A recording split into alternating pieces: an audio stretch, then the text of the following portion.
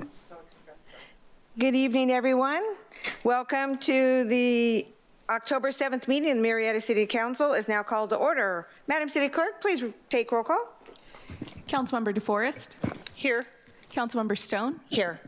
Councilmember Holliday. Here. Mayor Pro Tem Lavelle. Here. Mayor Warren. Here. Let the record reflect all members are present. Thank you very much.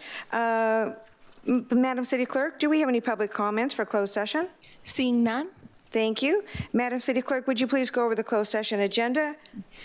on the agenda for closed session tonight is CS1, Conference with Legal Counsel, Anticipated Litigation. The City Council will conduct a closed session pursuant to Government Code Section 54956.9D2 because there is a significant exposure to litigation for two cases.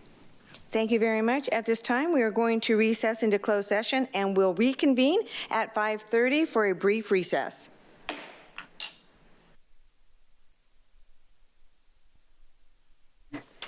The October 7th meeting of the Murrieta City Council is now reconvened from our closed session.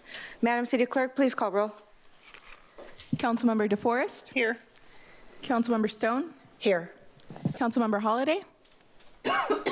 Mayor Pro Tem Lavelle. Here. Mayor Warren. Here. Let the record reflect all members are present with the exception of Councilmember Holliday.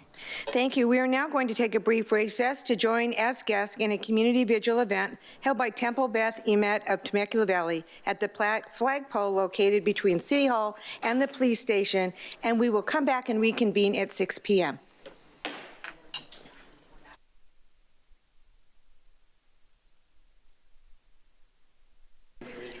Welcome, everyone. Thank you for joining us this evening.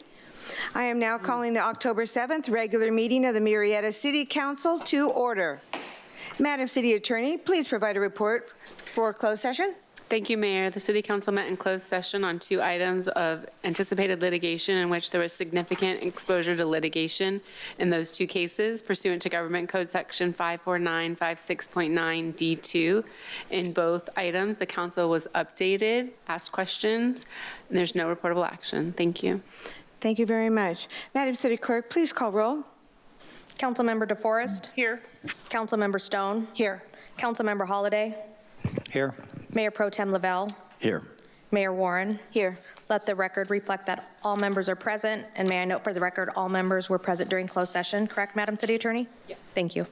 Thank you very much. If you are able, I ask you to please rise for the Pledge of Allegiance led by Mayor Pro Tem John Lavelle, and please remain standing for the invocation led by Pastor Mark Burnett with Promised Christian Church. Please place your right hand over your heart and repeat with me.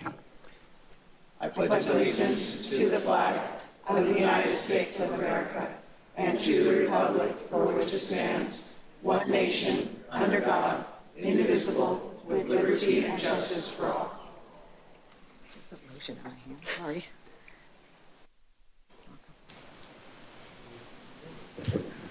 Let us pray. Heavenly Father, we do thank you for this day. We're thankful for these men and women who are representing our city of Murrieta. We pray that you would give them discernment and wisdom as we talk about your city here. We pray for protection upon all of us. We pray that those places that have fires, that you would help us to extinguish those. But we pray that you would bless this time as we look to you for our strength, for our protection, for our hope. In Jesus' name we pray. Amen. Amen. Please be seated. Thank you, Pastor. All right, Pastor Bob.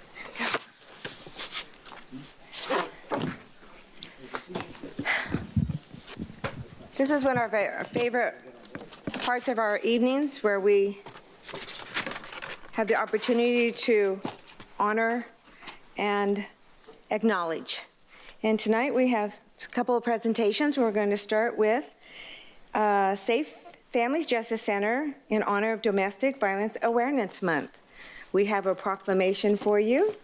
So I'm going to read it first. And you can come on down if you'd like. Come down to the microphone right here. And this is Marshall Hamilton, the Executive Director, and he'll be accepting this proclamation on behalf of SAFE.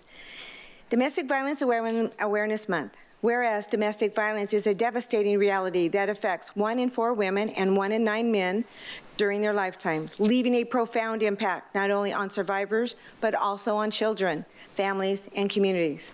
And whereas Safe Family Justice Centers provides life-saving services, including advocacy, counseling, legal support, youth programming, and pathways to healing, serving as a beacon of hope and safety for survivors across Riverside County. And whereas the impact of domestic violence is felt deeply. Last year, Safe Family Justice Centers served more than 250 survivors and families from our community, providing crisis intervention, counseling advocacy, and support services. These numbers remind us that domestic violence is not a distant issue. It affects our neighbors, co-workers, classmates, and friends, and it calls us to act with urgency and compassion. And whereas the City of Murrieta recognizes Safe Family Justice Centers and the Murrieta Police Department for their steadfast partnership and commitment in the fight against domestic violence, working together to protect survivors, hold offenders accountable, and create a safer community. And whereas during the month of October, the City of Murrieta joins communities across our nation in coming together to honor the strength of survivors, remember those lost to violence, and recommit to breaking the cycle of abuse through education, outreach, and collective action. Now there be it resolved that I, Cindy Warren, Mayor of the City of Murrieta, on behalf of the entire City Council, do hereby proclaim October 2025 as Domestic Violence Awareness Month in the City of Murrieta. We call upon all residents to speak out against domestic violence, support survivors in their journey towards safety and justice, and work together to create a future free from violence. And this is signed by all of your City Council members. Thank you. Can we take a picture? Yeah, we're going to come down and take a picture, and I'll present this to you. You guys join me? Chief? Where do you go? Chief.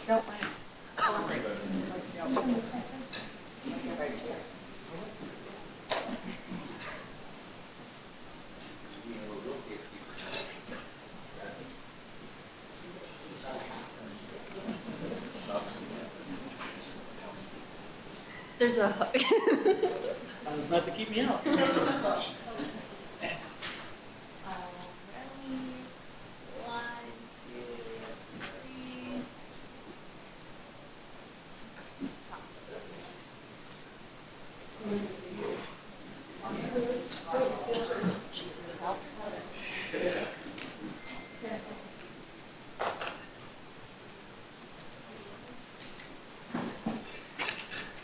I can't jump over the thing like the chief does, but I just wanted to say one thank you for both to the mayor and to the city council. You guys have all been very supportive of what SAFE does over the last 27 years and supportive of, you know, not only the organization, but the mission that we have. As a quick show of hands, how many of you know somebody impacted by domestic violence? So the reach is large here in Murrieta, and the reach is large in Riverside County. And so we really want to show not only that we're here to support survivors, but also those who know survivors. The easiest way to get survivors assistance is to point them in the right direction. And so we want to be loud and do outreach and be present for those who need us. And I really appreciate the support that you guys have provided over the last several years, but also this year in particular. I do have some lovely little wristbands that all of you have, and then there will be some out on the table as well. And we really appreciate the support. Thank you so very much. What you do for our community is just, it just amounts to so much love and compassion. We so appreciate all that you're doing for our community. Thank you very much. Thank you. Marshall, why don't Yes, you give ma'am. a little history about how SAFE began and where you've come over the last 2 decades, please? So SAFE began here in the Southwest region about 27, we're almost on 28 years. And you were part of that. You were one of our founding board members, and it really came out of a desire that there were no resources in the Southwest region for survivors. There was a shelter in Riverside and one out in the desert, and there was nothing here. And so a number of community members, the women's clubs, elected officials came together and created a committee, and then out of that became SAFE.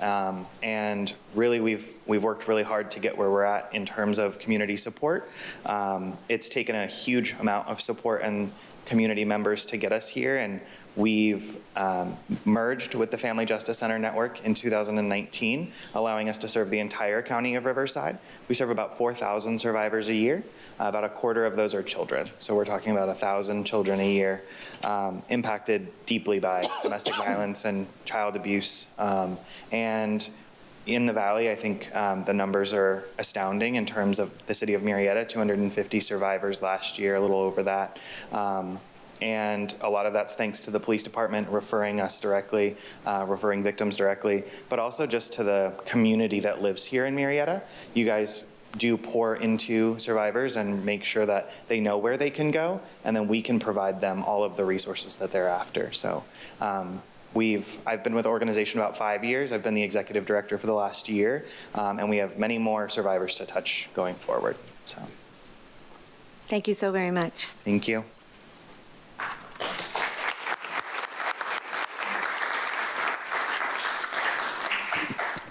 We have another very important proclamation tonight. This one is going to be given in Breast Cancer Awareness Month, and we'll be honoring Jennifer Lozano, Development Director for the Susan G. Komen, and she's going to be accepting on Susan G. Komen. Bev, please come forward. And then after I read the proclamation, we'll take a picture, and then I'll have you say a few words if you would like, okay? Come on down. Thank you. Breast Cancer Awareness Month. Whereas National Breast Cancer Awareness Month, observed annually in October, is a nationwide campaign to increase public awareness of breast cancer, educate the public about early detection and regular screenings, and promote research for better treatments and cure. Whereas breast cancer remains one of the most diagnosed cancers affecting individuals and families across our communities, regardless of gender, age, race, ethnicity, or background. And whereas with routine mammogram screening and follow-up testing, the disease can be detected early when it can most effectively be treated and save lives. Whereas many organizations continue to search for a cure through vital research, and physicians, public health professionals, and advocates continue to educate our community, and the awareness and invocation of innovative advancements, in early detection and treatment. And whereas the City of Murrieta proudly joins communities nationwide this October to celebrate breast cancer survivors, support those currently battling the disease, honor the many lives lost, and recognize the families affected, and admire the medical professionals and researchers dedicated to aiding those with breast cancer and striving for a cure. Now, therefore, be it resolved that on behalf of the entire City Council of the City of Murrieta, we hereby proclaim the month of October 2025 as Breast Cancer Awareness Month in the City of Murrieta. Signed by your entire council. Congratulations. Thank you. You guys want to go down? You're getting the picture.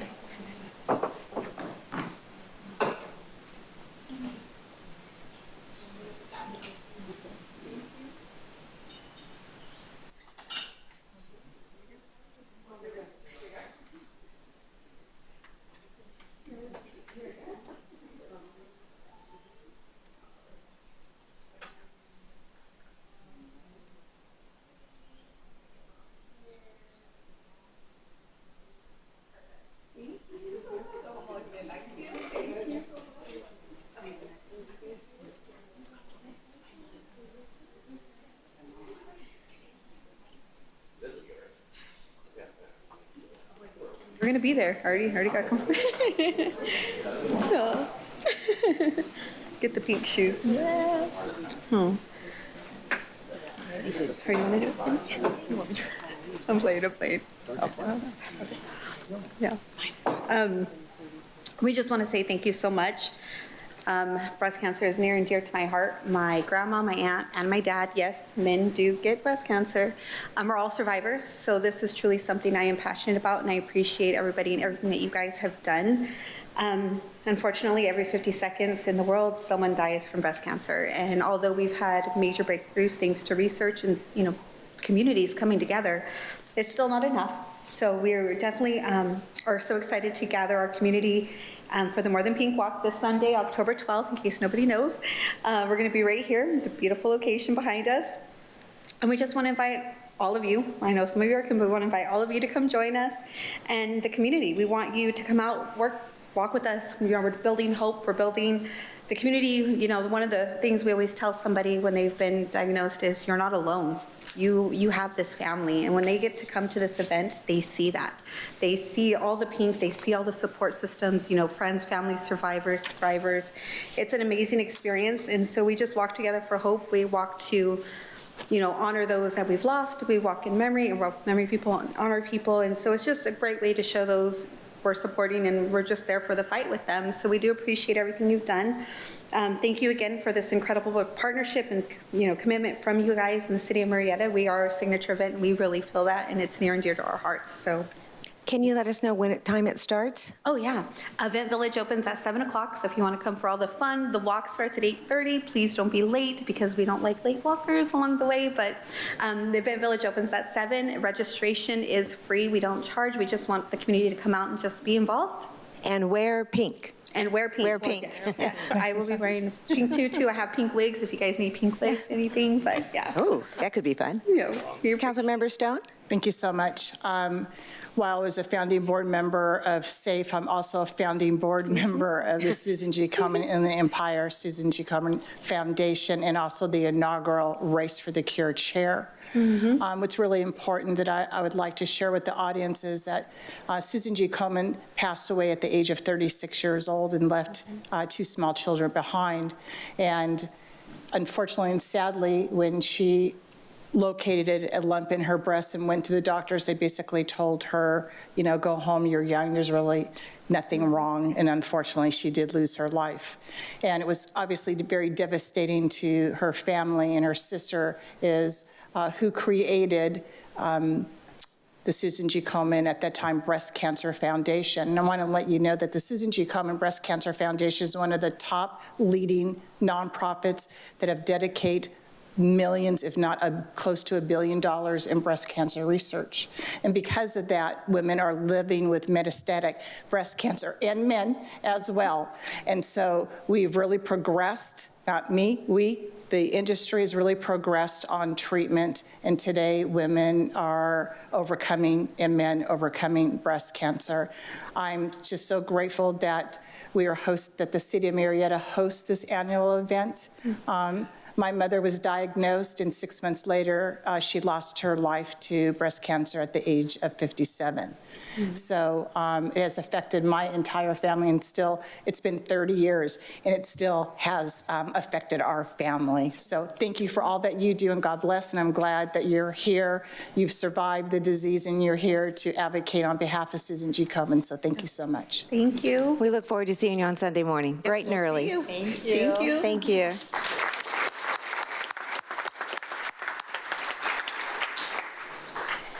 At this time, we are going to make a presentation called Champion for Murrieta.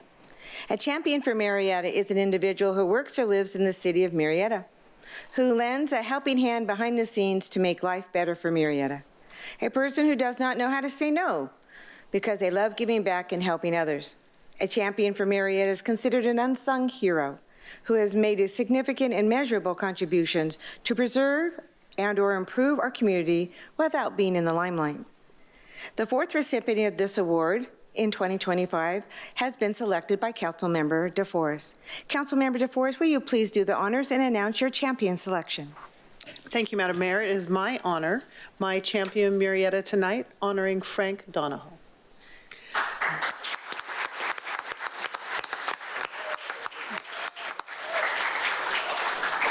There are many remarkable individuals who make Murrieta the proud, united city it is today. But when choosing this year's champion in Murrieta, one name rose clearly to the top: Frank Donahoe. I remember when I first ran for city council in 2020. Frank reached out to me with a thoughtful list of questions. He told me that I was in his district and I was his representative if he chose to vote for me. He wanted to be certain that he made an informed decision with his vote. What followed was great conversation that revealed not just a concerned citizen, but a man deeply devoted to his community. It was then I knew Frank was a true gem of the Valley, someone whose integrity and civic spirit embodied the very heart of Murrieta. A proud U.S. Navy veteran and a devoted member of the Rotary Club of Murrieta, Frank's life has been defined by service to his country, his city, and people who call it home. His unwavering commitment to give back has inspired countless others to do the same. Among his many contributions, Frank co-founded the Murrieta Field of Honor, a powerful annual event that transforms Town Square Park into a breathtaking sea of American flags. This cherished tradition brings together school children, veterans, first responders, and residents to reflect on the sacrifices who serve, reminding us all the strength and gratitude that unite our country. Year after year, Frank has dedicated his time, knowledge, and leadership to ensure continuous success of the Field of Honor and countless other community events. Working side by side with the Rotary and the city, he has created a legacy of pride, remembrance, unity that will endure for generations to come. Through his tireless efforts, Frank Donahoe has shown what it truly means to be a champion of Murrieta, a leader who uplifts others, strengthens community bonds, and reminds us all of the power of service and the shared purpose. Frank, would you like to come forward while I read the proclamation? And Bob, if you'd like to help escort him forward as well. Now I'm going to read the proclamation. The City of Murrieta is proud to designate Frank Donahoe as a champion for Murrieta. His work not only honors and remembers those who have served, but also educates and brings the community together. Frank Donahoe is a longtime Murrieta resident who has made his mark in the Murrieta community through being an active member of the Rotary Club of Murrieta. Frank Donahoe honorably served his country as a member of the United States Navy during the Vietnam War from 1967 to 1970, demonstrating courage, integrity, patriotism in a time of great national challenge. He continued his service through civic and community engagement, becoming a dedicated member of the Rotary Club of Murrieta, where he exemplified the Rotary motto of service above self. One of the many ways Frank's demonstrated the motto is through his work as a co-founder of the Field of Honor, an annual tradition held at Town Square Park, where thousands of American flags are displayed to honor veterans, active duty, military, and first responders. The Field of Honor has been recognized as one of the most deeply impactful events in the Murrieta community. Frank Donahoe's efforts exemplify a deep-rooted dedication to public service, community well-being. Through his work, he has instilled pride in our community, educated future generations that ensure those who serve are remembered and celebrated, which has embodied the nature of the champion of Murrieta. Frank, congratulations on being my champion of Murrieta.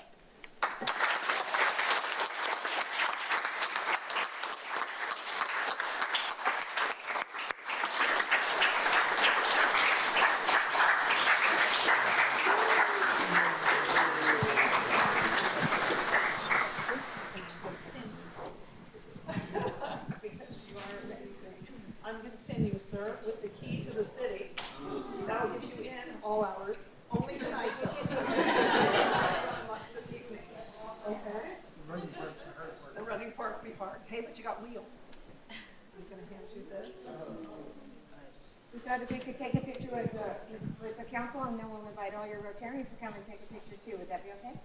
That would be awesome. Okay. Good.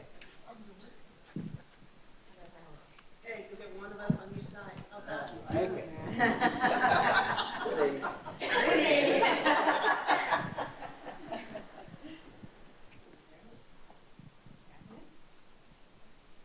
I know my colleagues are with this championship.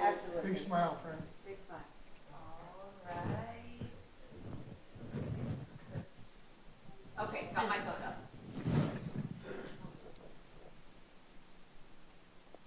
Come on, Rotarians.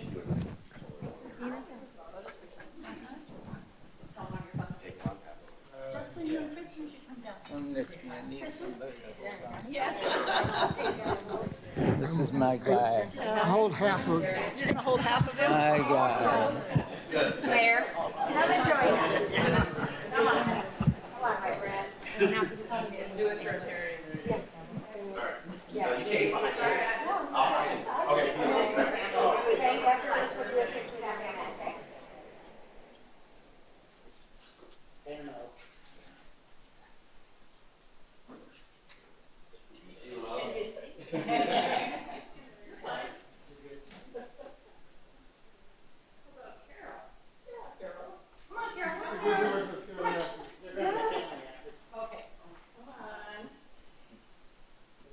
All right, come on, family.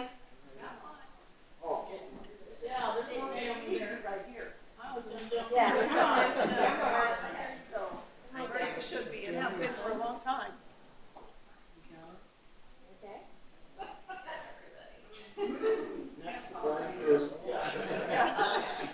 Ready? 1, 2, 3. Good job, everyone.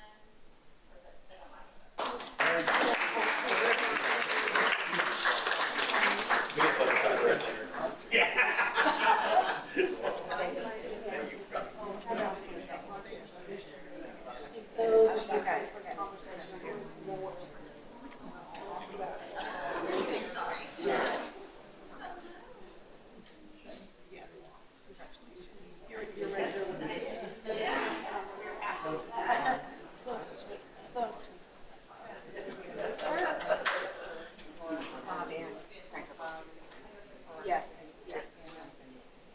Yeah. I just.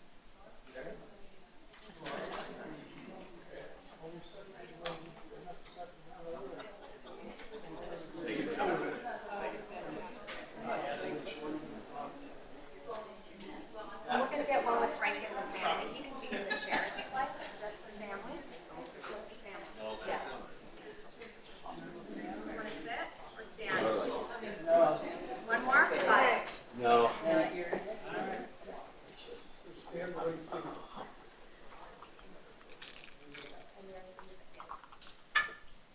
Thumbs up.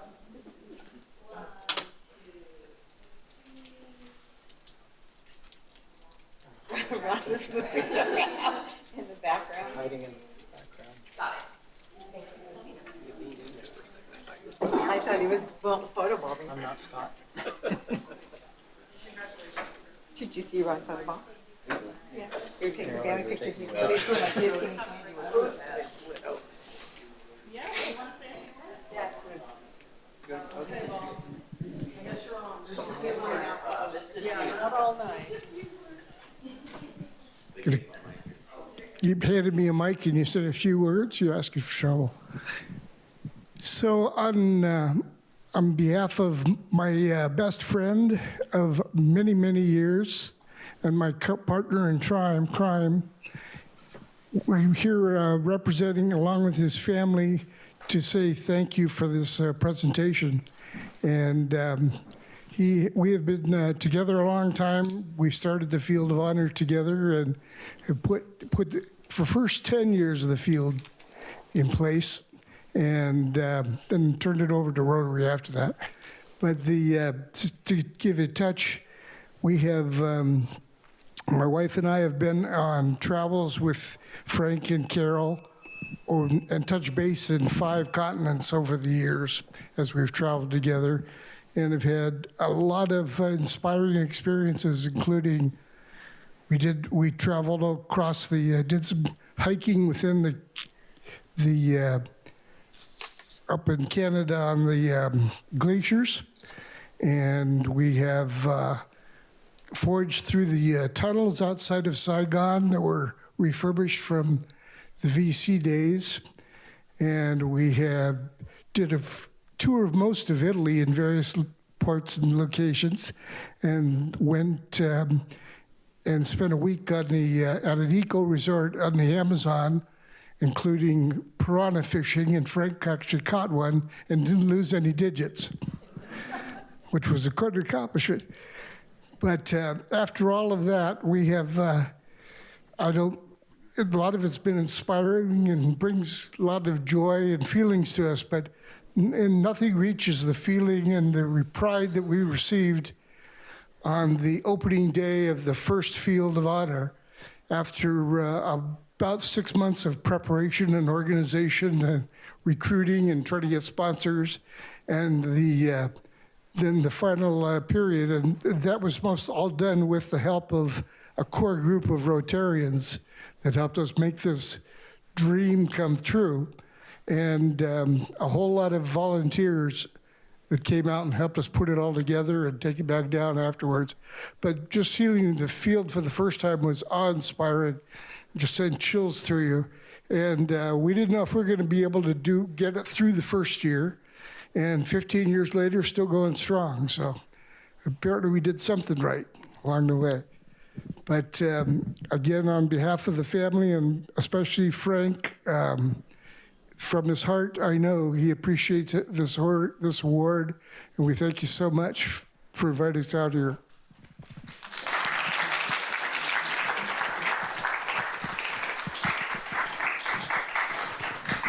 Thank you so very much, and congratulations, sir.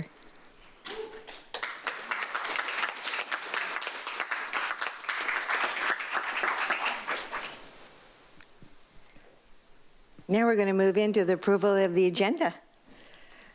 Are there any changes to the agenda? May I have a motion and a second to approve the agenda? I have a motion by Councilmember Holliday and a second by Councilmember DeVores. Please vote.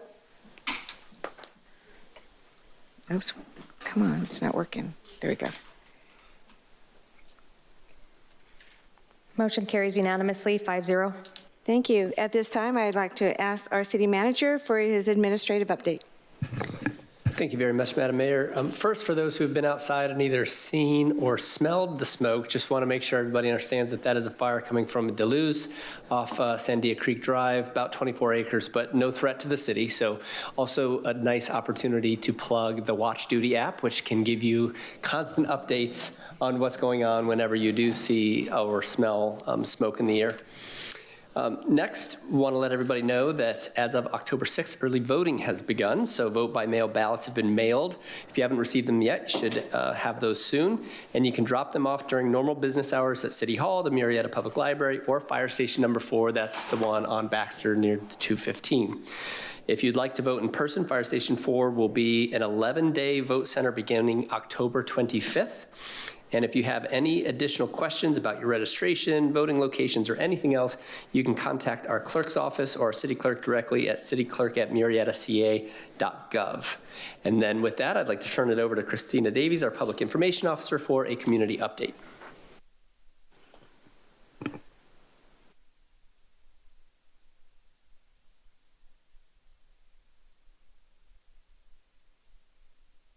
Things that are happening in the city, and I have a PowerPoint. Do we have those slides? If not, we can just talk about them. Fun.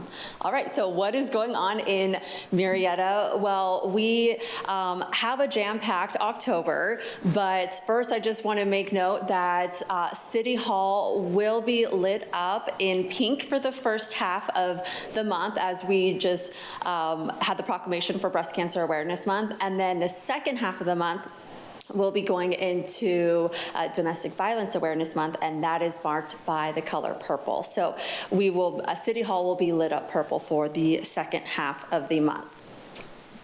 And I think we might be having technical issues on this PowerPoint. There we go. All right, then can you go to the next slide? I'm not sure this clicker is working. There we go.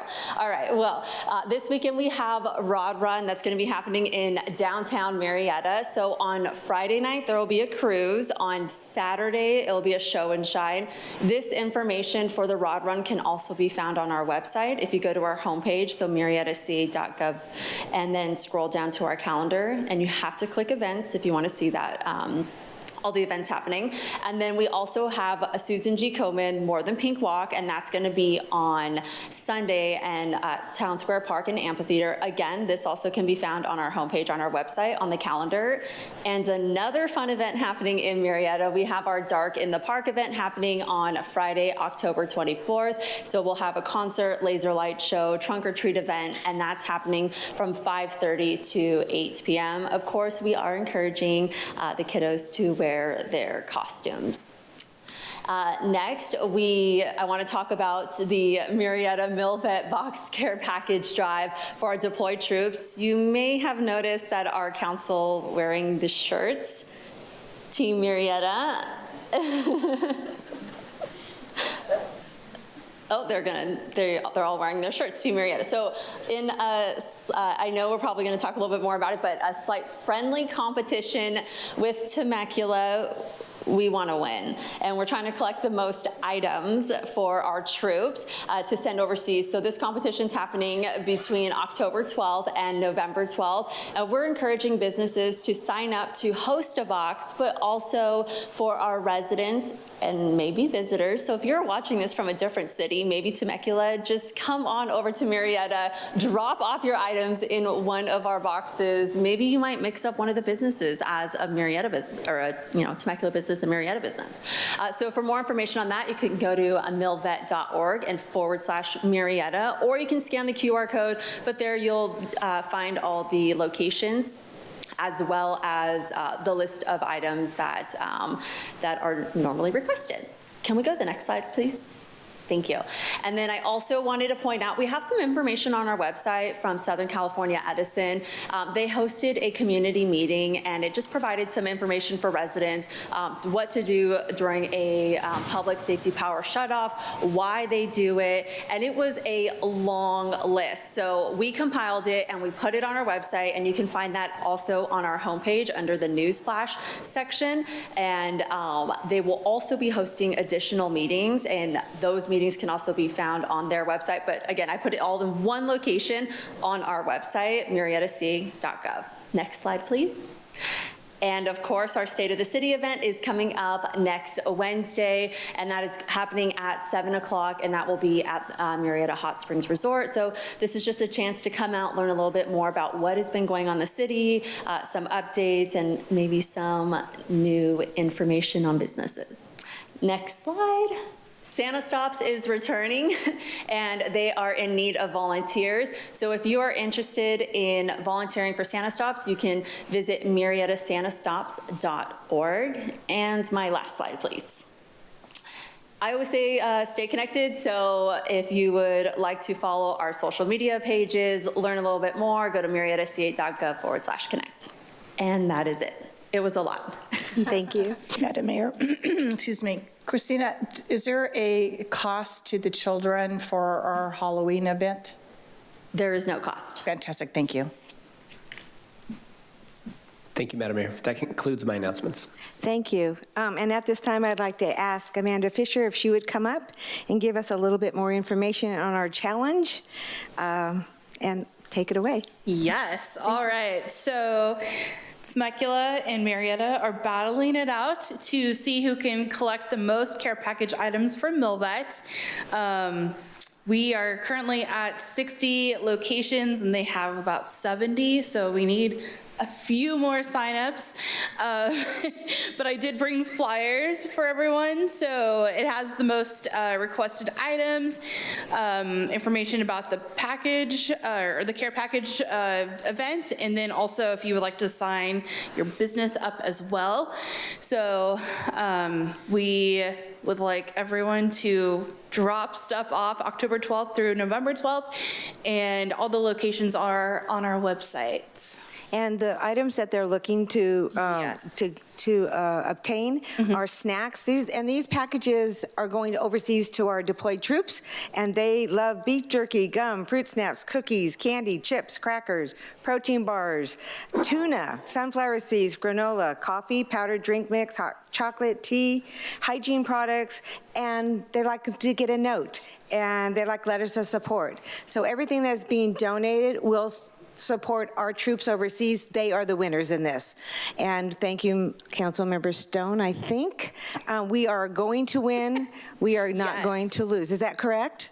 Yes, ma'am. Yes, we are going to win. In addition, I'd like to say that if you're unable to shop, but you would like to make a donation to MilVet, number one, it is a tax write-off, which is a good thing.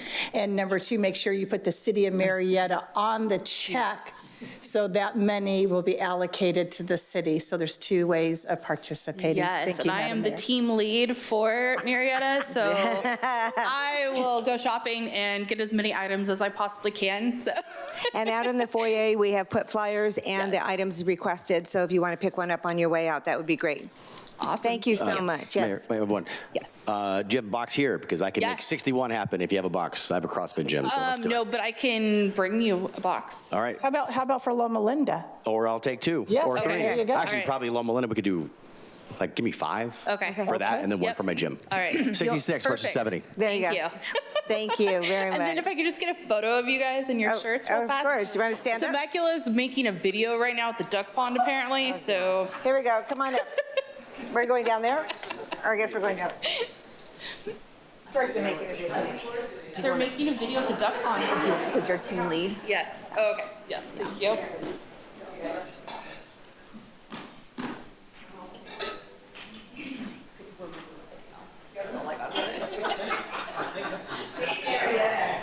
Okay. Ready? 1, 2, 3. Okay, let me do one over here. 1, 2, 3. Okay, perfect. We're going out of town tomorrow. So you can bring it back up. Okay. So I'll just drop off like 10 boxes. Drop off here There you go. at the gym. Okay. All right. Thank you so much for sharing that with us. And let's go Team Murrieta. Okay, we're going to move on to our governing body commission and committee board reports. Governing body reports is the opportunity of the city council to provide brief reports on conferences, seminars, and commission and committee and/or board member attendance. Governing body announcements is the opportunity for the city council to provide miscellaneous reports and announcements. There will be a 5-minute limit, and we are going to start with Councilmember DeForest. Thank you, Madam Mayor. I was so excited about doing my champion of the city, I forgot to send my governing board announcement, so I will defer to next meeting. Thank you so much. No problem. We'll move on to Councilmember Stone. Thank you so much, Madam Mayor. So I attended WRCOG yesterday, and I have a full report. And their used oil program, their community events and impacts 30 used motor oil filter exchange events, 2,100 used oil filter exchange, used motor oil containers in 28 school presentations, and 6,000 students reached with regards to educating them about the used oil program. The Enviro benefits are diversion and public awareness. In addition, WRCOG has a program called Love Your Neighborhood. And the background is a partnership with Riverside County Flood Control District that began in 2021. Pollution prevention initiative focused on raising awareness about pollution, environmental impacts through community education and outreach. The community cleanup for 2024 and 2025, they held 15 events. 13,940 pounds of trash was removed. Education and outreach, support and collaboration, school engagement. 6,000 students were reached with regards to participating in the cleanup. And most importantly, if someone is wanting to receive a Scout badge, you can do this through the Love Your Neighborhood program. Something that's very, very important that I'd like to announce is WRCOG initiated its PACE program, which provided financing to property owners for energy savings, renewable energy, water conservation, and home improvements. 2014, the PACE program expanded throughout the state of California, and in December of 2020, they discontinued the residential PACE program. However, WRCOG does continue to service the remaining active assessments. So where are we at with this? There's been a line item when people receive their bill, and somehow there was a little bit of a hiccup where they overpaid the PACE program. And right now they are looking, the committee has directed staff to send all unclaimed HERO refunds to be met the 3-year requirement of the state of California. There are 5 steps to take to require the funds from the state of California. You have to identify unclaimed funds, notify property owners of unclaimed funds or refunds, and process claims revealed. Submit the holder notice to report to the state before November the 1st. So in asking questions with staff, what does this mean, and why are they not locating the residents for the refunds? And some of the refunds are upwards of $90,000 that are owed to the residents.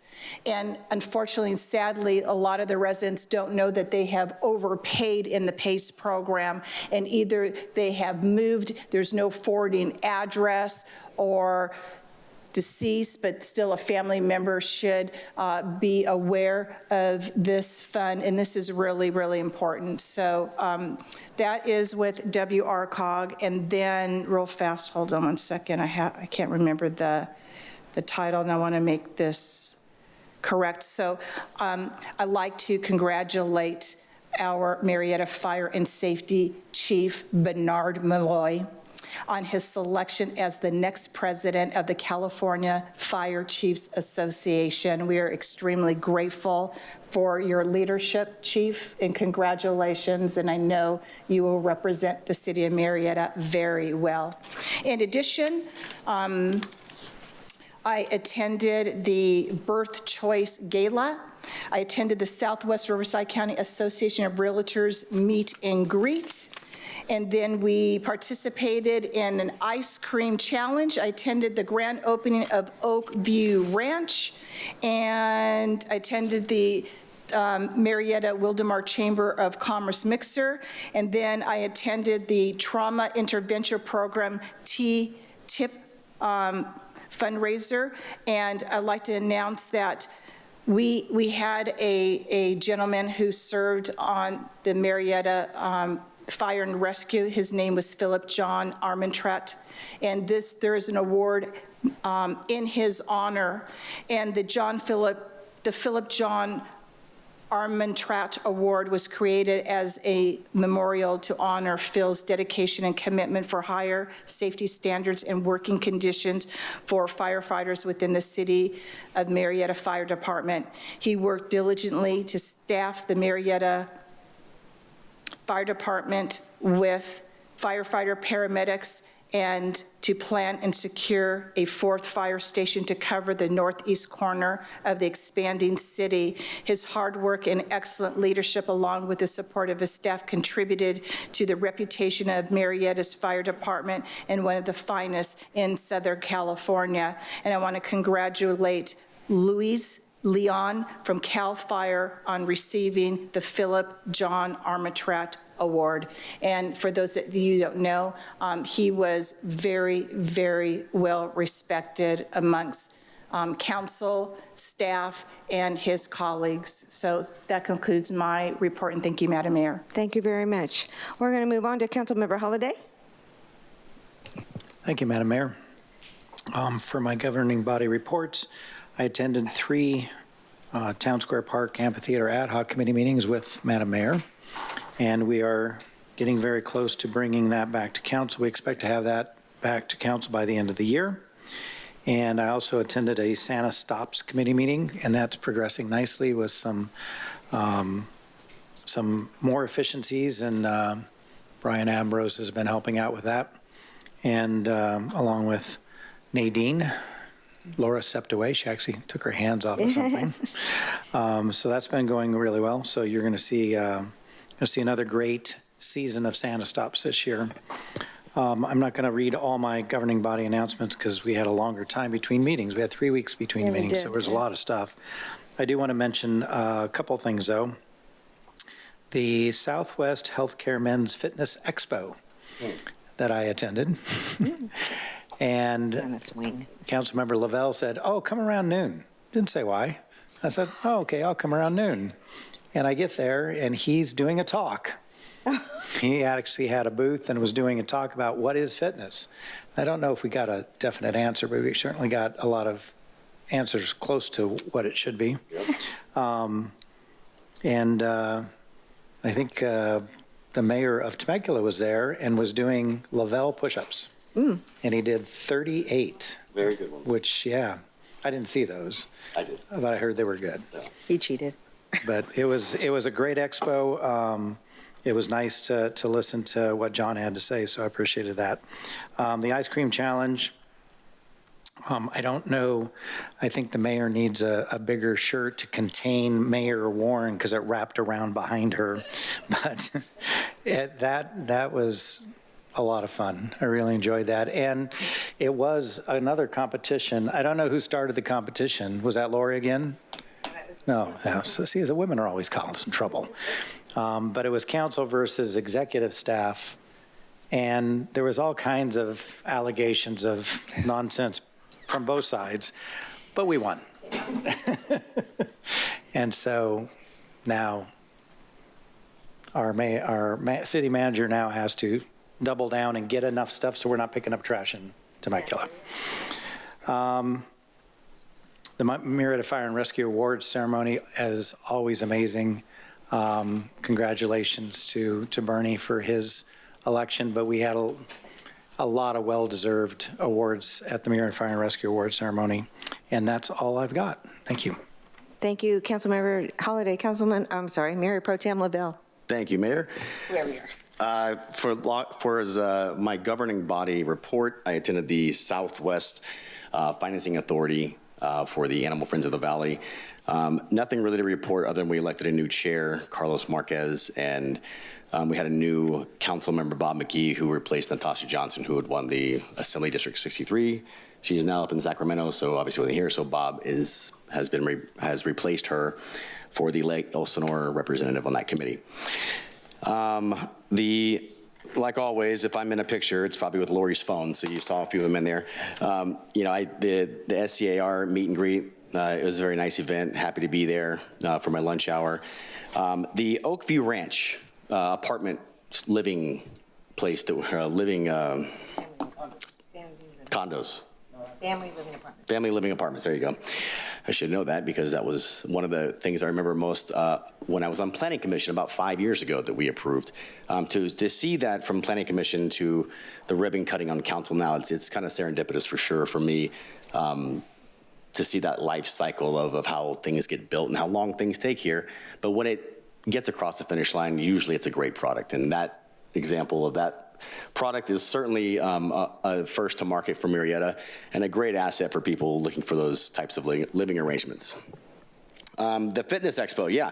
I went there, kind of talked about, simply what is fitness and invited some friends. I will say the mayor of Temecula did 38 push-ups, and that was a great second place to me.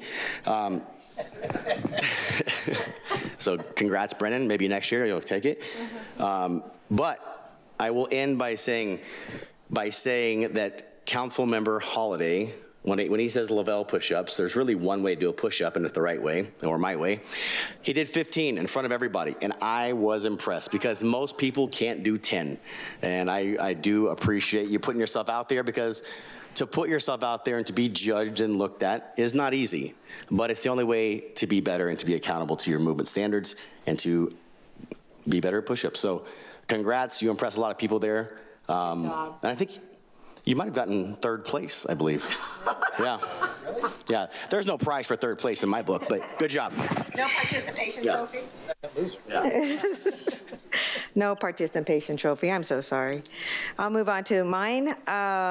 Along with Councilmember Holliday, we have been attending Town Square Park and Amphitheater ad hoc committee meetings now every week for several months, and we look forward to bringing back a policy and what our findings are before the end of the year. City of Murrieta hosted the Transportation Now meeting here in Murrieta, and I want to thank Bob Mailing, the Director of Public Works and Engineering, for his great presentation. That was awesome, and I know they had a lot of questions that you answered, so thank you so much for your time. I also attended the Executive Board and the Commission Board for RTA, and to report on RTA, the Board of Directors awarded the installation of Wi-Fi routers on all dial-a-ride buses. So that is very exciting. I thought they would have all had them. All other buses have them, but the dial-a-ride did not. So now they will. And then yesterday, or on Sunday, the RTA launched a new dial-a-ride app, allowing passengers to schedule rides from their phones or tablets for the first time. The app is going to be a really big game changer for our senior citizens and disabled vets. So track where their ride is, and they can let them know exactly where they're at, and it's just going to be a game changer. So we're very happy about that. Governing body announcements. I had the opportunity, along with Council Member Holliday, we presented a certificate to Loida at the Senior Center. It was our 100th birthday. That was very exciting on the 17th. Excellent police department's promotion ceremony. That was off the charts, terrific. Student of the month, and we also attended, all of us, Rustic Meadows community ribbon cutting, and a new restaurant called Himalayan Grill and Curie. I'm having the opportunity as mayor to go to all the football games in town, and I attended Murrieta Mesas and had a great time watching the game. Those are some big boys out there. Cheerleaders were great. We had a really fun time.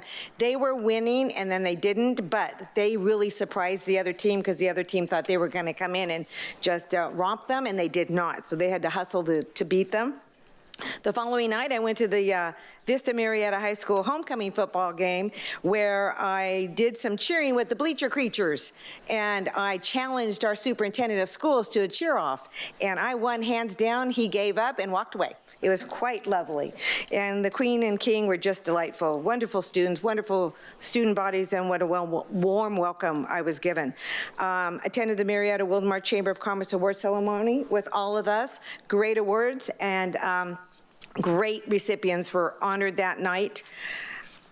A couple of things that I did do. I went to the Salvation Army and got a tour the other day, and I found out that the Salvation Army here in town is in charge of all of the bell ringers for Christmas, and they are in need of bell ringers. And so I got this, I believe it's on my page, it should be, but if not, I have one here, and they are in need of bell ringers, and it's either a 4-hour shift or an 8-hour shift, and they would really like some help because all that money goes to feed over 500 families in this community, and Christmas gifts, and blankets and clothing. What? And then that same day, I ended up, we're just going to ignore him. That same day, I met with the Lions Club, and I wanted to announce that on November the 15th, from 8 to 2 o'clock, they have a free vision test and free glasses to anybody in the community. You do not have to be a Murrieta resident. It's going to be held at the Church of Jesus Christ in Murrieta on Las Brisas Road. And please bring your own glasses to recycle. It's a great opportunity to get a new pair of glasses and get your eyes checked. So, little community announcement there. And let's see, and that concludes my announcements. Thank you very much. We are going to move on now to public comments. Any person may address the governing body on any subject pertaining to city business. Normally, no action may be considered or taken by the governing bodies on any matter not listed on the agenda. This is public comments, not agendized items. Each speaker will be limited to 3 minutes. Madam City Clerk. Thank you, Madam Mayor. Adam and Eventov. Yes. Welcome, Adam. Honorable Mayor and City Council, my name is Adam Eventov. I am Senior Public Affairs Manager for SoCal Gas. And normally I'm in front of you guys to tell you about our many customer service programs that we have by visiting socalgas.com/assistance or reminding folks to call 811 before they dig, but I'm not here tonight to do that. I'm actually here to squash a rumor. So last year there was a bill called AB 1221 that came out that allows SoCal Gas and all utilities through the state that offer gas service to replace expensive gas lines that need replacing because they get old and they get replaced with actually electric service. So the gas company would actually come in on a limited basis on a special project, very limited actually, and actually replace it with electric service if the lines are so expensive to repair. So this is a very limited program. 30 projects are allowed throughout the state over 10 years. So very, very limited. But the reason I'm here is that when they were coming out with this program through the state, they created a map that just kind of colored almost every part that gets gas service as a potential for having their gas replaced, and that's not the case. I'm really just wanting to make sure people know that we are not coming in to take their gas away. Quite the opposite. I like being employed. No, actually, it is just one of these rare things where if there's a community, let's say it's the farm, and we replace all those lines, well, we would actually offer the option of going all electric to that particular community. So it'd be a very limited basis.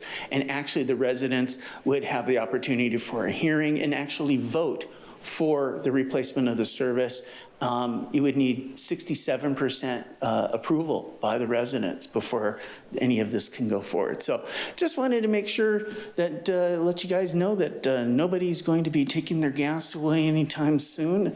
At least we're not going to. And I wanted to thank you for your time and always available for questions. Thank you so much. Take care, everybody.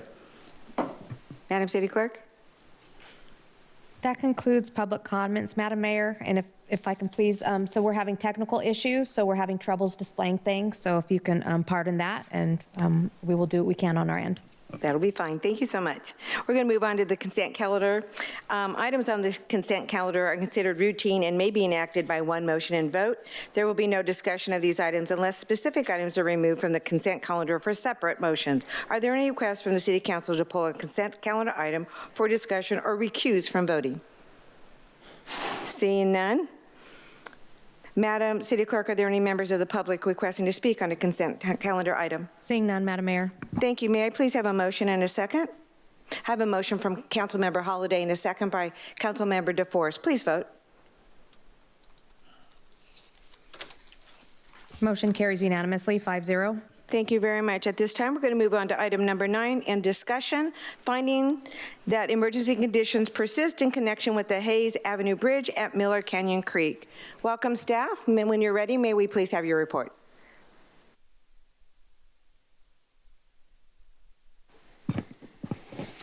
Good evening, Madam Mayor, council members. Glad to be here again this evening. Jeff Hitch, City Engineer. I'm here with Bob Mailing, Director of Public Works. We're here to talk about the Hayes Avenue Bridge and Miller Canyon Creek. The item here before you tonight is really just to extend the emergency declaration. I did have a presentation. Are we still having yeah, we can proceed with that. So the intent of the item here tonight before you is to extend the emergency declaration for another 60 days. What I wanted to do here tonight, instead of just giving you that, is to give you a little bit of background and a little bit of the history behind the project and where I see this project moving forward. I think I've revealed in prior meetings that we had a difficulty getting our environmental permit, emergency environmental permit, through the process that we went through. This all started back in February, where we found deformations in the bridge structure, causing us to close the bridge. We've seen kind of some of this. There we go. underneath the bridge structure, and the surface of the bridge deck has a hole in it. It's a wooden bridge structure, as we know, and these are things that we've kind of discussed previously, so I don't want to necessarily dwell on all of that. We started a design assuming that we would be utilizing a box culvert. Unfortunately, we were wrong in that assessment. We felt that we could convince the regulatory agencies that it would be appropriate and was the best course of action in this particular case. I still believe it from an environmental perspective. It was a better product than going with an arch span. In this particular case, they disagreed in the sense that it didn't apply for the emergency permit that we were attempting to use. And while they may be correct in the letter of the law, I don't know that anything with the environment has benefited necessarily from it. That being said, that was the decision that was made in July. The board rejected our waste discharge requirement permit. The board was supportive of us moving forward with a pivoted design, going to a different kind of structure. The different kind of structure that we're looking at is an arch span structure. I'll get back to that. The arch span structure that we're currently, the consultant we're dealing with that builds arch span structures is named Contec. They build steel arch span devices that are relatively simple. They're manufactured off-site. A concrete foundation is poured on either side of where the span intersects with the ground. The arch span structure is then craned in and set in place. The problem that we've run into is there is an existing water line that runs on the west side of the bridge. That water line is owned by Western Municipal Water District. When we had a box culvert, part of the reason we selected a box is we could avoid the conflict with that water line. We didn't need to put a footing directly on top of it. The structure we're putting in now, we have to put in a traditional footing for the wing wall that would be on the upstream approach to the box. And that wing wall has a footing on it and would sit directly on top of the water line. Once we determine that, we've now been working with Western to try to determine what type of loading can be placed directly on top of that water line, and we've effectively determined that no loading can be placed on it. So we're working up a design, which we think we have a plan for. In fact, we have a meeting tomorrow to meet with Western to introduce this design concept, and we're hoping that they're going to be amenable to that. If they are, then the plan is we would be moving forward with that design. I would be initiating a contract with Contec to initiate the design for the actual bridge itself. We're looking at about 6 weeks of processing of that design work that would need to be done. After that design work is completed, I would then be taking to your body for approval the purchase of the bridge structure, which allows for the manufacturing of the bridge. As I indicated before, it's a steel structure bridge that would be manufactured all off-site and brought in on truck and craned in and set in place. The advantage to that is, the downside is it takes 8 to 10 weeks to manufacture the bridge. The upside to it is once we have the bridge, it installs very quickly, right? So once the concrete is poured, the bridge is literally set on top of it within, you'd have to have enough time for the concrete to cure before to put the bridge on top, but that can be scheduled in. Install is very fast. In fact, I think I had it in my schedule 4 weeks to install. It would probably be less than that. So that's that puts us, if you add all those weeks up, 5 to 6, 8 to 10, and plus some extra time for getting to council and whatnot, we would be looking at construction sometime in mid-March. That is not a desirable date. I'm not happy with it. Unfortunately, those are the constraints that we have in front of us, and we don't see a lot of other good options. We do have a couple of options that I wanted to throw on the table. I don't think either one of them are great options, but I want to make you aware of them just as we move forward.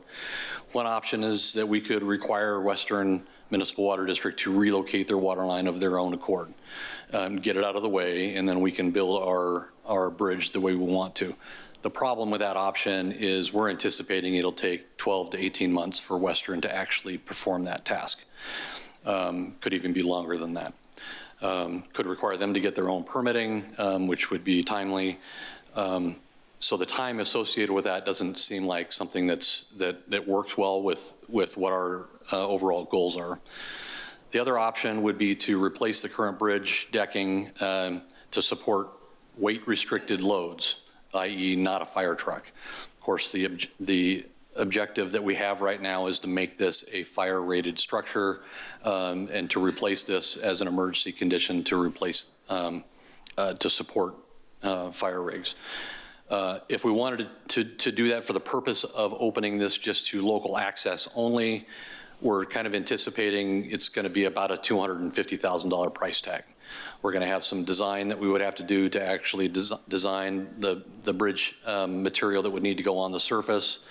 We know that 2 of the large girders that run across the bridge are noticeably weathered on either side, meaning you can take a screwdriver and punch it into the side of the girder, wooden girder. Those 2 end girders on either side would have to be replaced at a minimum, and then all the wooden bridge decking across the bridge and all the asphalt material on top of the bridge would have to be replaced. Likewise, we don't see that as a great option. If your council sees fit that that's the direction we want to go, we can implement that relatively quickly. But relatively quickly means I still have design, I have to get a contractor in place. We're probably looking at least 4 months to do that. And that would give me an expected construction schedule of sometime in February of 26. I'm hoping I can still get the arch culvert or the arch span design done as I indicated in March. So again, not a great option because of the timing issues that we have surrounding that. But that's what we kind of have in front of us. So that's the overall schedule. I'm not asking for any approvals, but I am open to comments and suggestions as your council may see fit. Just to give you a reminder of what we're actually doing here tonight, which is expanding the emergency declaration. The emergency declaration is a need-based on severing the fire department access. We're talking about access to residents west of Murrieta Creek and north of Hayes being limited to only B Street and the Calmia Street low water overcrossing. In the event of a storm, Calmia Street access is severed, creating a single access to B Street. We don't like single access points for residents within the city. So, and then emergency response time is obviously extended so that we still believe we have a need for emergency declaration. So that's why I'm asking for that to be extended again here tonight. I'm here to answer any questions that you may have related to this project, and we're committed to seeing this through. Thank you very much. I'm going to bring it back to council for questions, and I have Councilmember DeForest. Thank you, Madam Mayor. As you know, representing the west side and actually looking at this bridge every day or road detour has not been the most fantastic thing to see this continue on in months and months from the time that it was originally closed. And I will tell you that the community is asking questions and a bit upset about why this is taking so much time. And one of my questions to you is, you just said that if we just repair the bridge, change the girders on both sides and repave it and put a supporting structure, it won't be able to withhold, say, a fire engine. Is that correct? That's correct. Or a large motorhome. Shouldn't drive over that. I mean, like what? It would depend on the size. So it would. I believe a fire truck is a 75,000 pound vehicle. The loading that this would allow would be about half of that. Okay, so like about a 20,000 pound vehicle. So okay, we would have to check on whether or not motorhomes would be able to fit within that category. So I would think you could still drive a motorhome over something like that. And to get that access, we're still looking at February versus March. If we can get the arch done by March, I'm a poet and don't know it. But if we can get the arch structure done versus just the other one, which really isn't, we want secondary access for cars, but we also would like our first responders to be able to utilize that bridge too. Right. And as I recall, I'm not sure, I didn't really see fire trucks driving over it, but there were some very large vehicles driving over it, cement trucks and that bridge was holding those kinds of structures up. Is there a design standard that's higher now for the bridge than there was in the past? Because I would say yes. The design standards have changed for bridge structures over the years. I would recall this bridge was, we don't know the exact age of the bridge, but we're guesstimating it was built somewhere in the 1920s. The wood supports that are on the bridge there, we're guesstimating were probably replaced somewhere in the 50s to 70s. We don't have any of the as-built information for the structure. We don't, or any calculations necessarily that would have supported that. All I can say is based on current codes, we had the bridge analyzed by a structural engineer to review that, to determine if we were to fix the bridge, to replace the components that are there and put it back the way it currently is, it would only be able to support what we call an H10 loaded vehicle, which is about a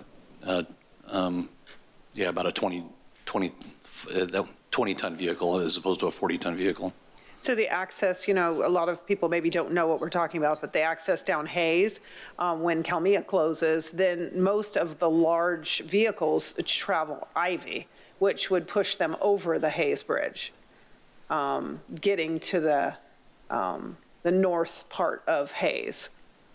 So I'm concerned about the money for really not what we want. But at the same note, if you tell us March and it turns out to be, June, that's not good either. I'd rather have it in February and at least have something for the residents to be able to utilize. So help me make this decision a little bit easier moving forward. I agree it's an emergency. This definitely is. Now we're going to be building a bridge in the middle of our rainy season, and that does take a lot of water. Right. Well, my opinion is from my perspective, I think we need to be moving forward with the emergency design. I think maybe everybody agrees with that. If you would like, we can continue to analyze if we were to proceed with just replacing the decking. Of course, originally that wasn't really considered as not as a viable option, but as something that was needed because we didn't feel like this was going to take this long. Now that we know it's going to take this long, I can check with our engineering staff, the structural engineering staff, and have them provide us with a proposal on what it would take to redesign the bridge structure. And we can talk to a contractor and find out how long it might take or what maybe potentially what the cost would be in order to do that. If we were to proceed with that. And we can take a look at that and see if it makes any sense. From my perspective, I'm looking at a $250,000 cost to do a temporary Band-Aid fix and then do a permanent fix a month later. It doesn't seem like that makes sense to me. No. But I'm basing a lot of this on estimates without really a lot of good information. I can generate some better information, and if it looks viable to be done sooner than that, I can bring that back to your council and we can have that discussion. Okay, thank you very much, because originally it was with our emergency and with your structure that we were going to do, which we're not allowed to do now. It was August the bridge was supposed to be completed. Right. So he was pushing it, so thank you so much. I appreciate it. Thank you for answering my questions. Thank you, Madam Mayor. Thank you very much. Mayor Pro Tem, you have a question? Yeah, that would be a 1-month Band-Aid, right? Even if you were to have access, you'd have a limited amount of access that couldn't facilitate a fire truck, and you'd only be having it for 1 month at a $250,000 price. I think, That's hypothetically if it was done in March, right? yeah. I mean, the hope would be March would be a very reasonable timeline unless a wrench got thrown in, obviously. Right. And then if you did replace it, if, what the decision was to go with the, call it Band-Aid fix for lack of better words, would it still be able to, the declaration of an emergency was what we're doing tonight. Is that going to be an appropriate reaction for this declaration? Just having some type of access fixed. Yeah, it's a good question. The declaration has to be done tonight regardless, I think, of what we do. I mean, unless we wanted to terminate the declaration of emergency. I think, I believe that we need to try to extend this as we can, I think, moving forward. If we want to keep the option of doing this under an emergency permit, then the emergency declaration would be appropriate. Yeah, I was referencing that because it's a declaration of emergency, we do have some levers to pull that kind of expedites the need to fix it and actually fix it, right, or the use of emergency vehicles to get back there. Right, and I believe the emergency declaration would allow us to do both of these replacements that we're really talking about doing. Moving forward with both of those. Those are some things that I might have to speak over a little bit more in detail with the city attorney.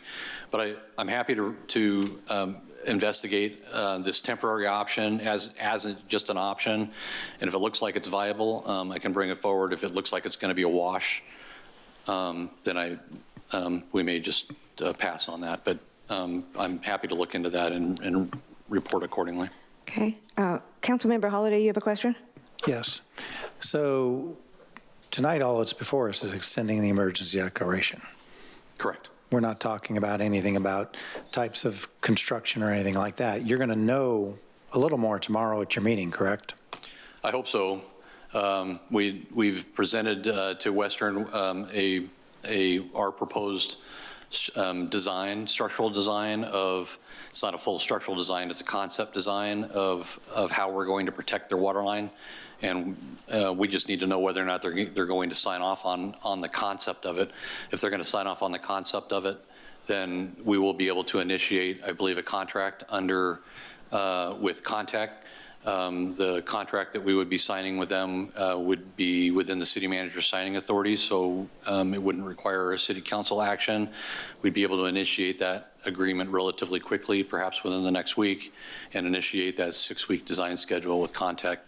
And so I'm hoping that we have positive answers tomorrow, but if it doesn't turn out the way I think it will, then we may end up having some elevated discussions with folks, our friends at Western. Yeah, so my suggestion would be is if the meeting goes well tomorrow, I wouldn't waste a lot of time and effort on doing an investigation analysis on a temporary fix when that fix is the better fix and could be moved quicker, right. Applying that staff time to the design and getting that contract awarded. Obviously, if the meeting doesn't go well tomorrow, then I think all options are back on the table because we got to get this done sooner versus later. I agree. Thank you for the comments. Okay. We're going to, Madam City Clerk, are there any public comments regarding this item? Seeing none. Okay, before we move on to City Council comments or discussion, I would like to remind my council members not to make a motion in the system until I call for one. At this time, do we have any discussion or comments from City Council before I ask for a motion? Councilmember DeForest? I just like, whoops. Oh, push the button. I just like to thank you for trying to get this to resolve as soon as possible. And thank you for maybe even doing a Band-Aid fix. So at least the Band-Aid, if the meeting doesn't go well tomorrow, which we'll hope and pray it does go well, that we can move forward with the right solution for our emergency vehicles to make it over that bridge. But if not, then we don't want that bridge to be out a year. You know, we want that bridge, at least for residents, to be able to drive on it. So thank you for that. I appreciate your information and thank you so very much.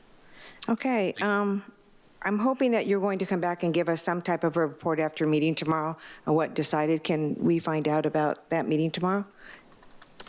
City Manager? Yeah, we can certainly issue an update on the report, and then we can give a more formal community update at the next council meeting as well. That'd be great. Thank you very much. I appreciate that. Seeing nobody else in the queue at this time, I'd like to call for a motion in a second. I have a motion from Councilmember DeForest and a second by Mayor Pro Tem Lavelle. Please cast your vote.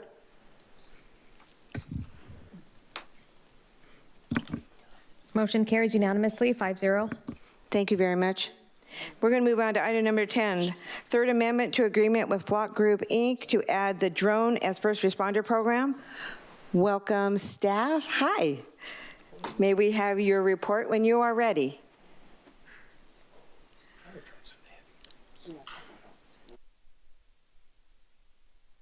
All right, good evening, Mayor, members of council. I'm Chief Matt Henry with your police department. With me is Captain Jeremy Durant. He oversees our operations department and this program that we're going to be speaking about tonight. Also, before I do get started, I would like to note that several of our drone pilots are in attendance tonight. Kind of excited and motivated about this and looking forward to possibly moving our department even farther into our capabilities and ability to support our community. Yeah, it's flying somewhere. We brought our stealth drone tonight. All right, so just an introduction. The purpose of us here tonight is to seek approval from the City Council to initiate a DFR, or a drone as first responder program for the police department. A little bit of background is we created a UAS, or unmanned aerial system program, drones, in October of 2022. Captain Durant and several of our members here tonight played a huge role in doing that. It was a progressive, forward-thinking idea that we ran with, and it's giving us great success to this point. Currently, we have a team consisting of 1 sergeant and 5 pilots, and I think many of you have seen how they've been utilized, and you've gone out with our officers to see how they work, and we've presented here before. It's a trunk deployment, meaning the drones are currently being driven around in the trunk of police cars and then utilized upon request. What exactly is a drone first responder program? It's an innovative approach to public safety using unmanned aerial systems, aka drones, to respond to emergency calls before the ground units can actually come on scene and start addressing the issue. The program initially started down in San Diego County with the Chula Vista Police Department in 2018. They have kind of been the pioneers of the drone programs that we've kind of modeled after. Recently, as you can see below at the bottom of the PowerPoint, these are the surrounding agencies near us or within, adjoining counties who are currently utilizing a DFR program. Current challenges and opportunities for our police department. We're always looking to cut down on our response time. When somebody calls, it's my goal to get an officer on scene as soon as possible. With the growing population and the growing congestion, you look at Murrieta Hot Springs, I know going down Los Alamos today at about 4:30, it was bumper to bumper. It's getting harder and harder to maintain a good response time. So this program will allow us to get a visual, not an officer on scene, but a visual of what's going on scene sooner rather than later. Again, we're getting a greater call volume, so our officers are being tasked more and more and having to spend more and more time at locations, thus, again, reducing our response times. It will help with the public and officer safety. It gives our dispatch center and our officers, and actually the fire department too, a real-time view of what's going on, which allows us to gain some intelligence prior to our arrival. Aerial support, currently we utilize the Riverside County Sheriff's Department helicopter. So does the rest of the county, all the way out to Blythe. So there are some areas in this county that might utilize a helicopter a lot more than we do. So when we do request for that assistance, it's not always there for us. And sometimes when it is here, they have to break away for another emergency call. So they're reliable when we call on them, but we can't always ask for that help because it's not always available. And this program will absolutely help us with that. So DFR, what exactly is it? That's you. Oh, wow. I thought I had 3 slides today. I could take this one. Wow. You good? Al, it's all you. But we're going to dig into the details. I'm the nerd of the group, so I can probably answer some of these better. DFR, it's basically an advanced public safety initiative in which unmanned aerial systems, commonly known as drones, are deployed from a centralized location to respond immediately to emergency calls, often arriving on scene before traditional first responders. Basically, when a 911 call comes in, a pilot can immediately launch the nearest drone and be overhead in a matter of minutes. The pilot can monitor live video from the drone and provide real-time updates over the radio to responding officers and dispatch. That same video can also be live streamed to the same responding officers and dispatch or whoever else may need to see it. It's important to know that this program does not change how the Murrieta Police Department does business. DFR will work alongside existing programs and personnel to significantly enhance the level of service we're able to provide to the residents of Murrieta. I have a quick, less than 1 minute video to kind of show it all in action here.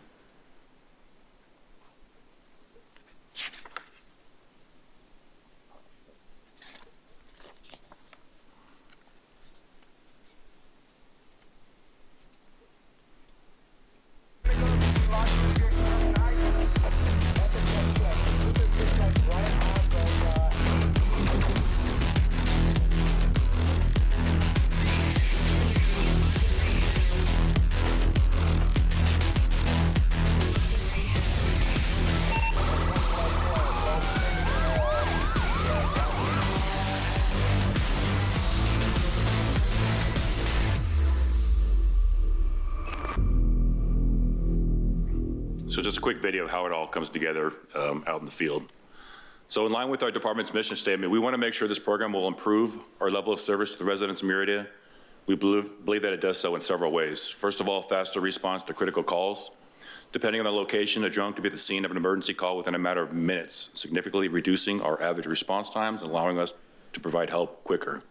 Enhanced situational awareness. With early eyes on an incident, critical decisions can be made much more quickly. We can determine if a call truly requires police presence or if it can be handled remotely.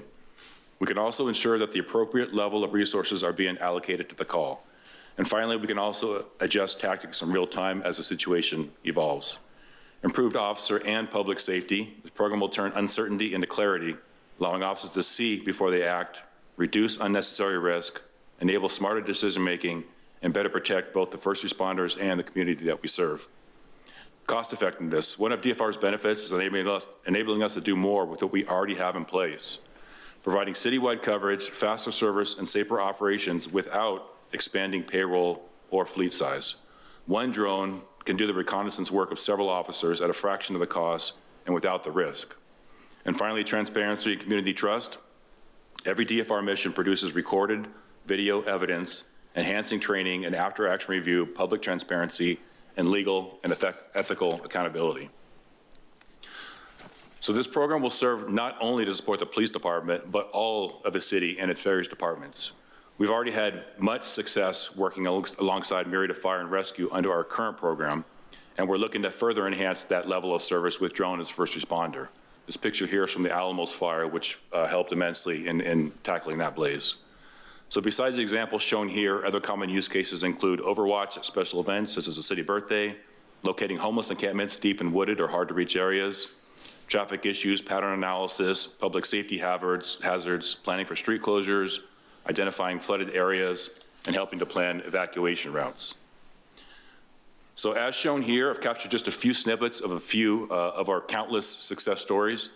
The top left show the apprehension of a homicide suspect trying to escape a house under the cover of darkness. The thermal camera was used to watch him crawl outside and hide under a nearby vehicle. The bottom left was one of our many e-bike enforcement efforts. Some riders will try to evade police, and instead of engaging in a dangerous pursuit with a juvenile, the drone can safely monitor and guide officers to contact the rider in a safer environment. In the middle shows the safe apprehension of a dangerous subject using drones to observe from a distance and plan a safe approach. Subject was known to be armed, and the drone helped safely monitor from a distance and guide officers in at just the right moment. Top right, aerial overwatch at our city birthday event. And then finally, the bottom right was an assist to Murrieta Fire and Rescue in locating an injured mountain bike rider in a rural part of the city. So just a few of the many success stories we have with the current program. So as far as the program itself, our proposal includes strategically installing 3 drone docks at city-owned locations: the Police Department, Fire Station 3, and Fire Station 4. These locations will allow for almost 100% aerial coverage for our entire city. There will also be installation of a radar central inner city that will specifically monitor the skies above Murrieta for air traffic. This radar will allow for drone operations at higher altitudes than the FAA typically allows without the use of a radar. Benefits include larger area coverage, improved situational awareness, reduced noise complaints, better line of sight, and improved safety from ground level hazards. Our current staffing levels will allow for the reassignment of one sworn officer to be a full-time DFR pilot. We'll fill in the gaps by staffing ad hoc shifts as needed to fulfill other city needs. And as we learn more about the needs of this program, we'll continue to analyze the optimal staffing model and adjust as required. We already have comprehensive policy and oversight in place. We have policy 615 covering unmanned aerial system operations, along with general usage guidelines. We've specifically included sections on privacy concerns and prohibited uses as part of our commitment to transparency. We have a very comprehensive operations manual designed to promote the safe and efficient operation of drones within our city. And we do continue to abide by California's Assembly Bill 481, which in part does cover the acquisition and use of drones. Along with many other requirements, AB 481 requires us to seek City Council approval before the acquisition of drones, as well as reporting yearly on our usage.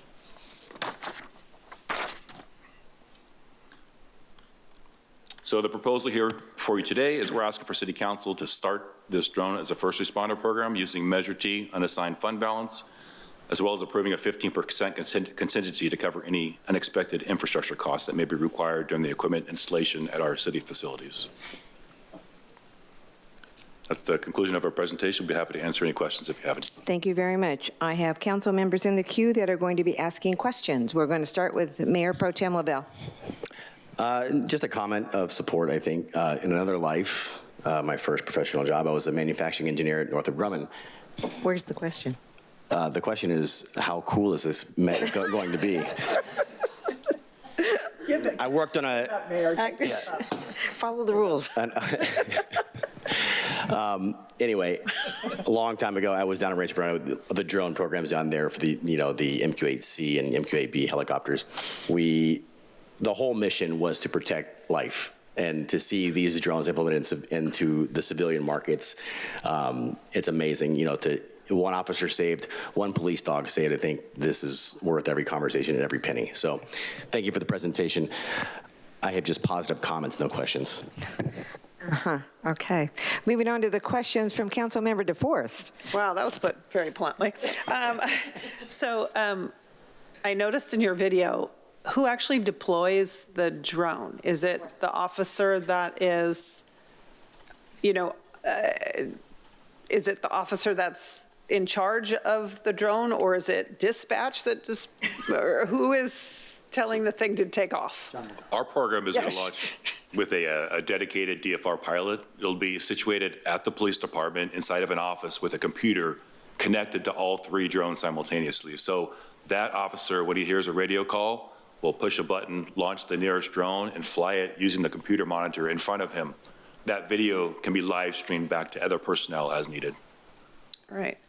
And the $150,000 budget amendment you're asking for, does that include the personnel cost as well? Or is it just is there any additional personnel that's required? Or since we already have these amazing pilots on staff? We definitely have pilots on staff. We would select one from that group to be our full-time DFR pilot with our current staffing. We are at a position right now to where we can't afford that position. We've kind of been planning for this for the last year or so. So we are in a position to staff it with somebody right away. Okay. Thank you for that. And not a comment, but not a question, but a comment. Oh. I just think that's very appropriate at domestic violence, which is the most dangerous call for our officers. If this increases public safety or officer safety 10%, it is a must to do. So I think that it's fantastic, and your timing is very appropriate. Yeah, in response to just that comment right there, again, I'm going to use Murrieta Hot Springs as an example. See, it was a question. Answer. If we do get a call of a domestic violence say in progress, neighbors calling and they're trying to feed us information, and we're trying to get there down Murrieta Hot Springs, even code 3 lights and sirens, we can get backed up. So we might be looking at 3, 4, 5, 6 minute response time. Theoretically, with this, I could have eyes on that front door within 90 seconds to 2 minutes. Absolute game changer. A suspect flees in a vehicle, we're going to follow the vehicle, and with our drone to wherever it goes. The capabilities are limitless on what we can actually utilize this drone for in this manner. Thank you for answering my question, Chief. That was amazing. I appreciate it. And thank you, Madam Mayor, for letting me stay on task and ask all these great questions. You're welcome. Councilmember Stone, you have a question? Thank you, Madam Mayor. Actually, my question was what Councilmember DeForest was asking. So let me preface this a little different. Just walk us through this.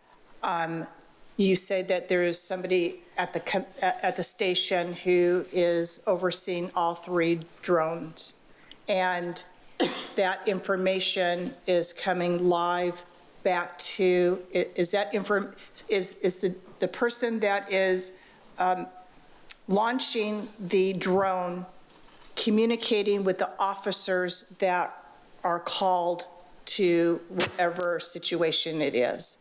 So they're communicating, correct? Yes. And as the visual is coming over, whoever is operating the drone, that information is going to go to the police officer. What about our fire? This is also assist our fire department as well? Is there communication? Yeah, let me try to paint a better picture. Apologies. I'm so involved in it, I sometimes forget to kind of dumb it down a bit. Excuse me. You know what I meant. To simplify it. Apologies. My apologies, actually. Okay. It's okay, Captain. I tell my candidates to dumb it down as well when they're talking to a group of people. My apologies. You know what I meant. So say I'm the DFR pilot, and this is my computer, and I'm at the station monitoring. So I have my police radio. I'm listening for calls for service. I have live 911 running, which feeds real-time 911 calls before they even get dispatched. I'm listening to that also. So if I hear a call I'm going to respond to, I hit the button, and from my computer monitor, I will see the drone's perspective launch and fly to the scene using my computer monitor, looking through the drone's camera. At the very same time, that live video can be streamed to phones, devices, other computers, so they can see what's going on also. The DFR pilot would typically, with the radio, report back what they're seeing in case other people aren't necessarily watching at the same time, and provide those updates to ground-level responders. Your question about fire, they currently have access to our system now. They do get live stream video if it's a fire operation, so their command staff members will get alerts on their phones where they can tap and watch that video now. And with the shared PSEC radio system, we could give them the updates on the radio just like we do with our police officers. Thank you for the clarification. I'm going to make a comment, Mayor. Councilmember Lavelle and I were with the homeless outreach team, and we witnessed the pilot launching the drone. It was very exciting, and how far the drone flew, and especially when it comes to homeless encampments, as you know, it can be dangerous. And so it was interesting where the drone went in Murrieta Creek and how it was able to zoom in on a bush, because there may have been somebody sleeping in this particular bush, and it will notify, obviously, the pilot that, yes, there is, a live person in there before our team approaches that area of Murrieta Creek. It's really, really interesting. I found it to be absolutely fascinating. And when it comes to technology and what we can do to enhance our faster response, and also who knows in the next few years what will come from drones and the technology. And I'm just so thankful that you're so progressive in what we can do to be efficient when it comes to public safety, because we do pride ourselves on being one of the safest cities in the nation. So I think that this is a remarkable item, and I will support this. So thank you. And just take that one step further with the riverbed. We talked about, being able to launch it and see who's down there and sleeping. Now, we get quite a few fires that are started in this location also. By the time PD personnel gets the phone call, it's dispatched, and an officer can get there, more than likely the person who set that fire is long gone. Smoke starts, they're beating feet through the canyon or through the riverbed, and we're not gonna know who did that. Good chance that person's probably gonna start another fire because they're gonna be doing the exact same thing day in and day out. And again, I come back to the response time. I can now have that drone overhead looking for somebody leaving the scene of a fire down there. It's going to be absolutely amazing and a game changer for our entire public safety. So thank you so much. Thank you, Councilmember Stone. Councilmember Holliday, do you have a question? I have a comment. No, I'm just kidding. I was waiting for that. I knew that was coming. I first have a request. Can we do drone ride-alongs? We just need the program first. Well,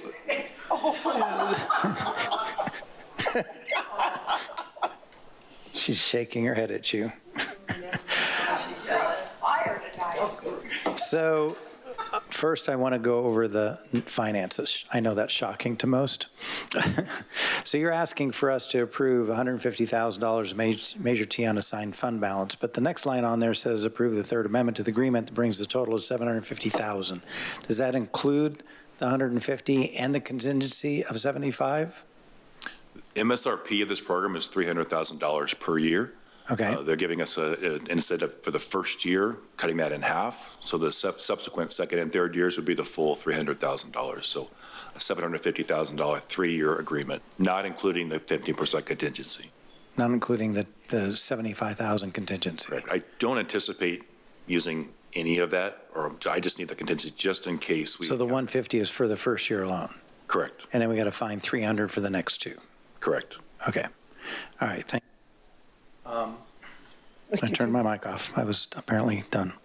I have and don't construe these questions as negative against the drone program, but our current UAS program, if we have drone pilots on every shift, 24 hours a day, or just during certain shifts? It's hard to specifically staff that model. We have enough of a team where we do have decent coverage, plus they're all willing to be on call and come in as needed. Okay. And so if we have a call of any sort, fire, whatever call, we do have current UAS ability to have them send out a drone. It's launched from the police car, is that right? That is correct. So it depends where the police car is. Yes, whether they're coming from home or they're in the station or wherever. Or they're on patrol. I mean, do they go on patrol as well? Yes. Yeah, so they could be anywhere throughout the city at the time. Now, and I certainly see the benefit of having these centralized locations and not being tied to launching out a vehicle, which takes a minute. Got to get them out of the car, unless we got new police cars with roofs that open up. But Chief Henry's comment about, if there's domestic violence call, we could have the drone looking at the front door in 90 seconds.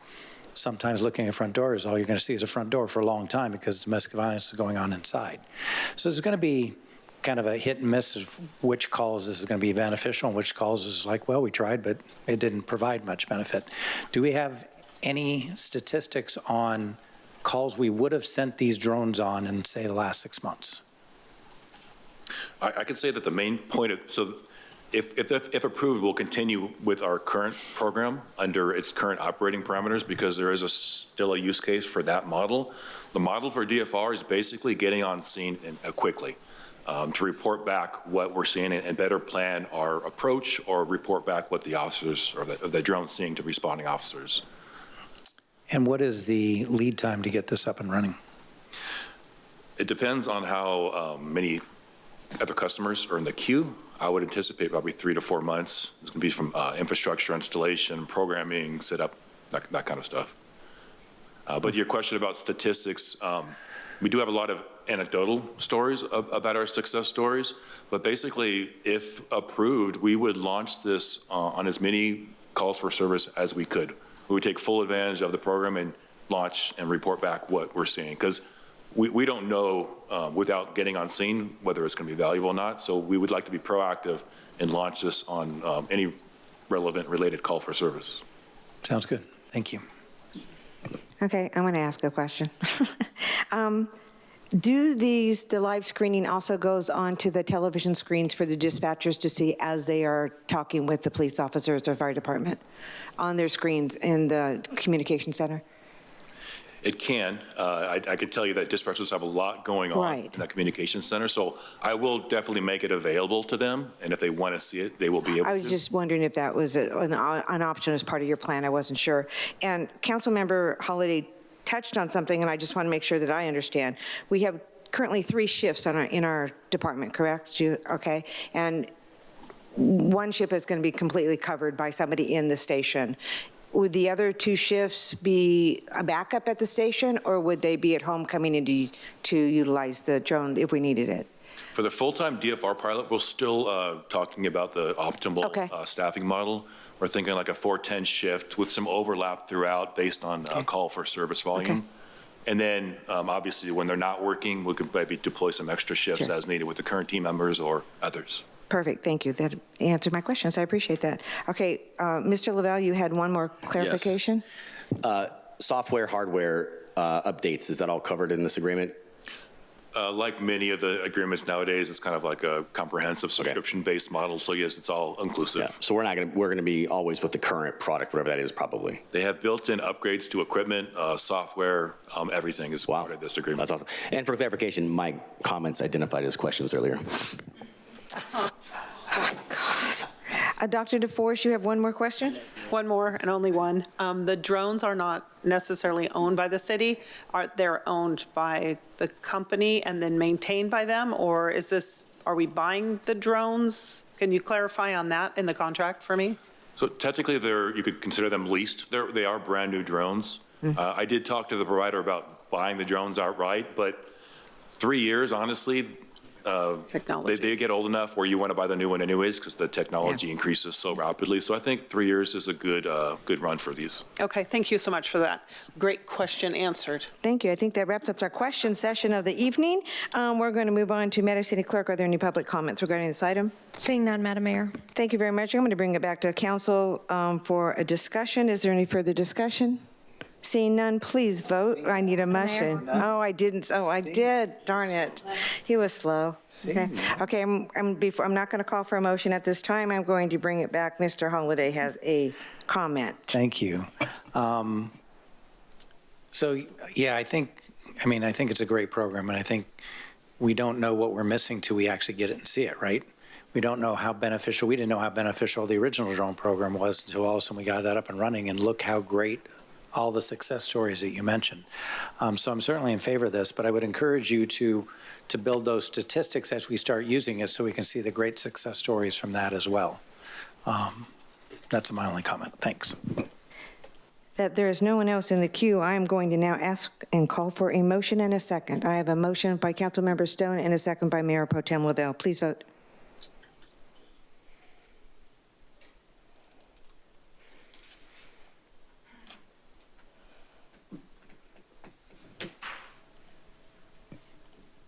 Motion carries unanimously, 5-0. Congratulations. Yay. Good job. We're going to move on to reconsideration. Madam City Clerk. Thank you, Madam Mayor. Any council member who voted on the prevailing side of the original motion may move a reconsideration to consider new information or correct inadvertent errors on a non-public hearing item at the same or the next meeting. At this time, are there any requests from City Council for reconsiderations? Seeing none.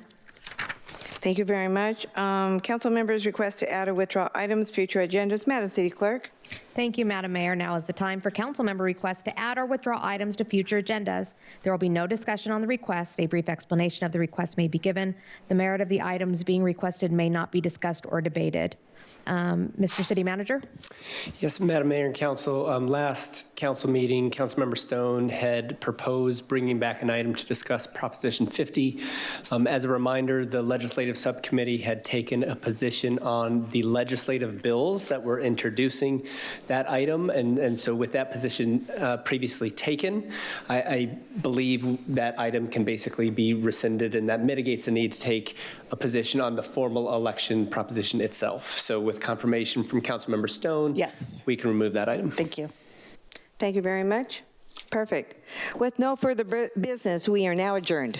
Have a nice evening, everybody. See you soon.